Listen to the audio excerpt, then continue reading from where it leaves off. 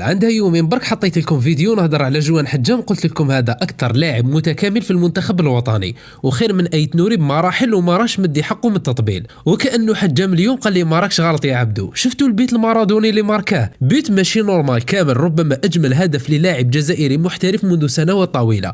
حجام اليوم اكتيفا مود ليونيل ميسي، خاص غير يديروا له التعليق تاع انكارا ميسي انكارا ميسي. الحاجه اللي عجبتني في الفيديو اللي حطيته له البارح، بزاف منكم ظهروا باللي يعرفوا صح بالون ماشي تبع برك وتبنى اراء الاخرين. والله يا خوتي غير مقارنه حجام بايت نوري خاصه مع المنتخب الوطني، ونركز على حاليا غير ظلم. السيد دفاعيا ممتاز، هجوميا خرافي، والمشكل روجوا عليه فكره انه ناقص هجوميا. من نيتكم والله سيريو كيفاش ناقص؟ والسيد دييغو سيميوني العام اللي فات كيلعب كونترهم عنده ما شكروا وشحال من مصدر قال لك لا انت راهي حابه تجيبه. دوما سيميوني راح في نهايه الموسم. انا راني متاكد باللي هذا المسغر من للصيف الجاي هذا اذا ماشي في الميركاتو الشتوي راح تطير به كاش ايكيب كبيره في الاوروب. ديجا روما حابه تديه، وباش يكون على بالكم عمره غير 22 عام. بكل مصداقيه وموضوعيه منصب الظهير الايسر ظلم تمدوا لايت نوري في لاكوب دافريك، سورتو مع اللي ما راش يلعب بزاف مع السيتي. الاولويه نورمالمون الاكثر جاهزيه.